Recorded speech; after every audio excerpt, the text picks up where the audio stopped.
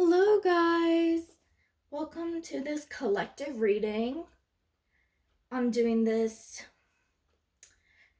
to explore what this Navaratri is changing in our universe and how it is going to affect the collective and how it's going to grow into expansion. So, I'm using the Kali Oracle deck, and I pulled out these two cards. Nitya Kali and Artha of Kali. Nitya Kali is talking about, hold on, let me read the little passage in the book. She calls us away from the world to journey inwards where a path of sacred introversion beckons.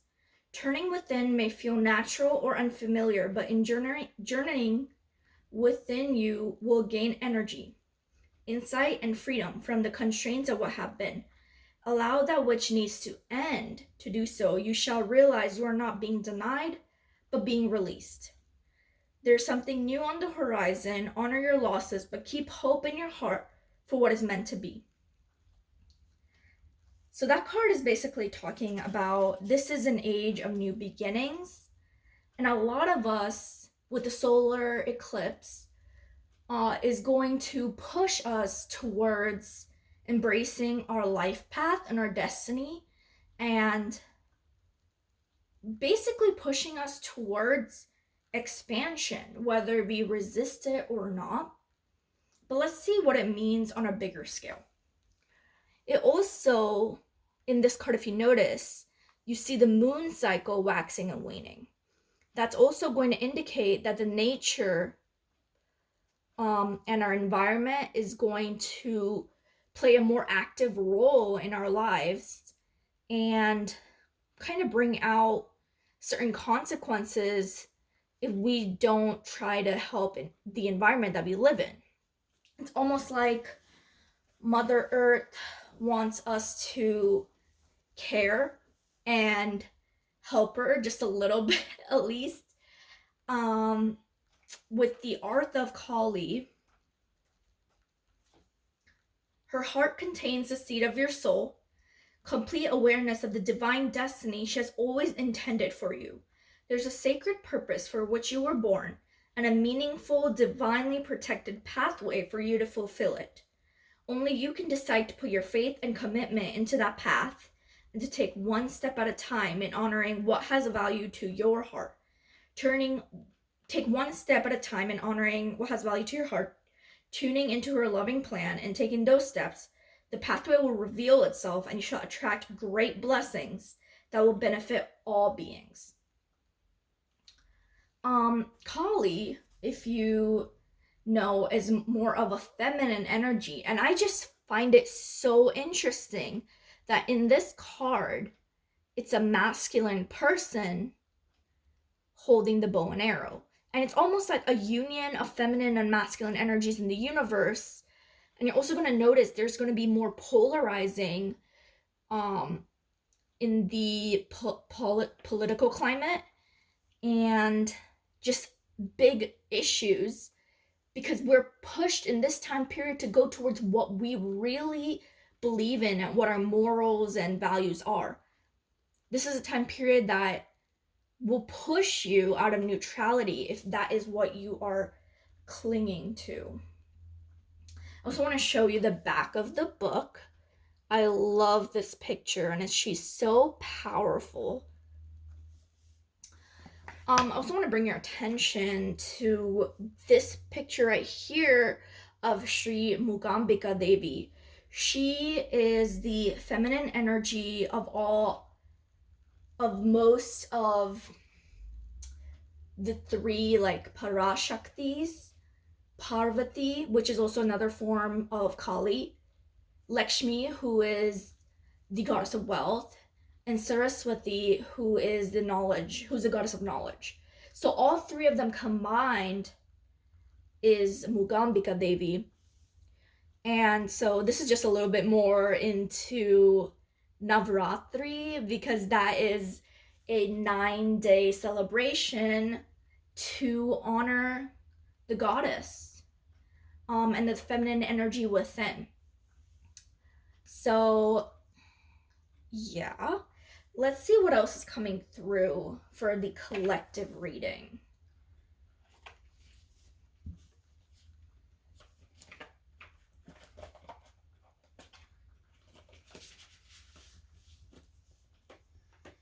I'm getting that your time of rest is over, that a lot of you were hibernating, and just feeling so tired, but now it's like time to actually get up and moving. You're feeling motivated and new energy's coming in, things like that.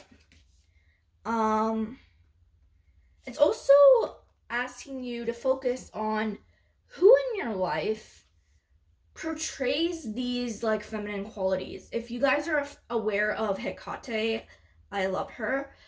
Her symbol is the number of threes, the mother, the crone, and the maiden.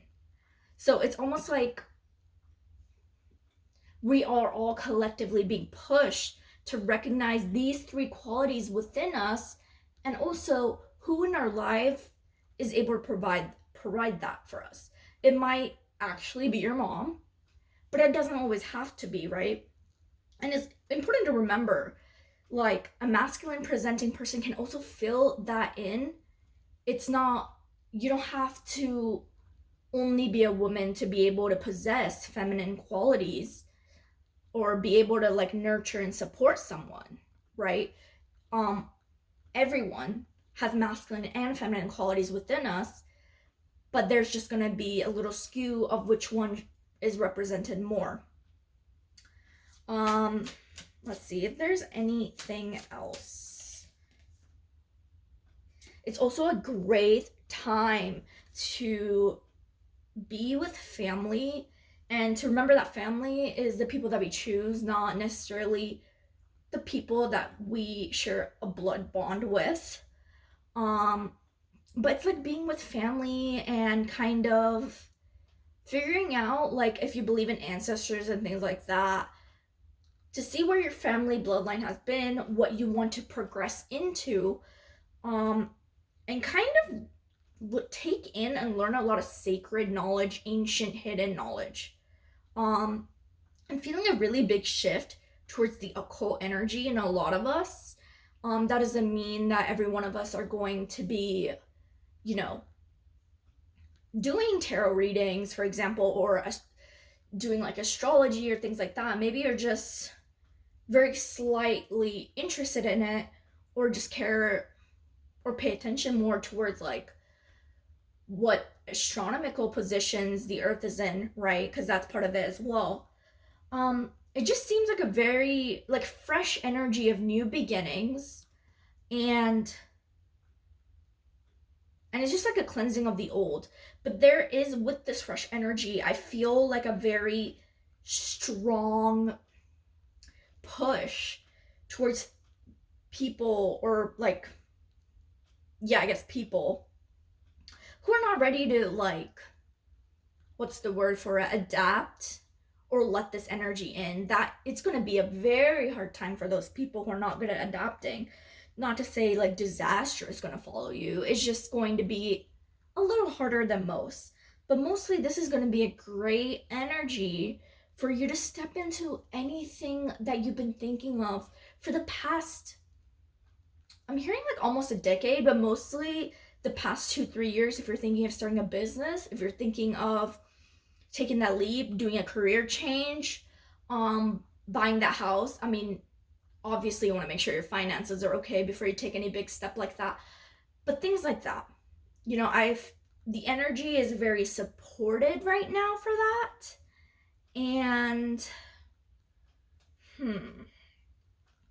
and for those of you who do have any type of gift, and it doesn't have to be a psychic gift, right? It can be singing or something of the arts, which is also governed by feminine energy.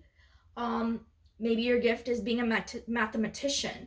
So those gifts are going to shine through And there's going to be a space for you on this earth, in this world, to be able to use that, right? Like, we're not given gifts just for no reason. And it's so we could use and help others, right? So we're going to really feel that a lot. So that is basically the reading, collective reading that I have for Navaratri. Also want to remind you guys that it ends on April 7th. So, and it's still ongoing if you guys want to participate.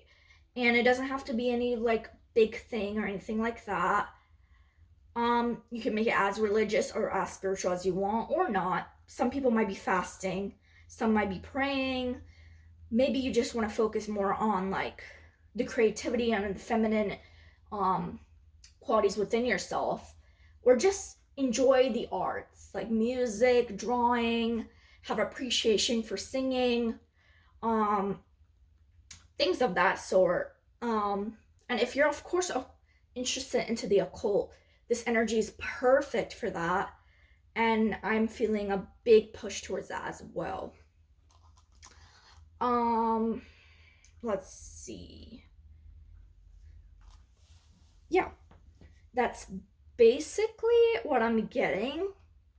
If any of you have a question within your mind, think of it right now.